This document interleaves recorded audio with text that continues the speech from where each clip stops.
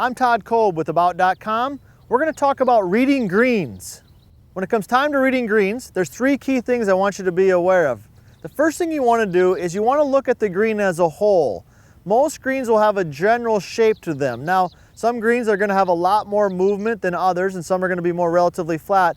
But a lot of the greens you're going to run into are going to have a general slope to them, meaning the green is going to be higher on the back side and lower on the front side, or vice versa. So your first look when you're walking onto the green is asking yourself, okay, what does this green do as a whole? So the next thing I'm going to recommend is that you actually walk the distance of your putt. So you start at your golf ball and walk to the cup. A couple things are going to happen here. Number one is you're going to figure out how far the putt is, which is very important because all reads are based on the assumption that the ball is going to travel a certain distance. And the distance that you want the ball to travel is you want the ball to travel such that if it went past the cup, it's going to roll anywhere from 6 to about 18 inches by the cup. Now, if you know how far the ball is going to travel, you can look for a couple other things as you're walking that putt off. One great tip that I like to give students is that as you're walking the distance that the ball is going to travel, just be aware of what your feet are doing.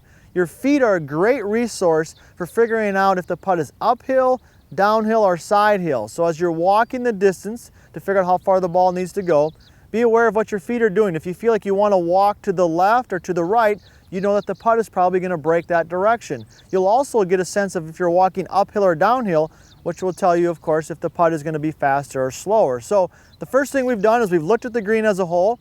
Now we've looked at our putt specifically in terms of, okay, what is it going to do? The third thing we're going to look for in the process is we're going to look for the target or where we need to start the ball at based on the information that we've just gathered. So we've looked at our putt.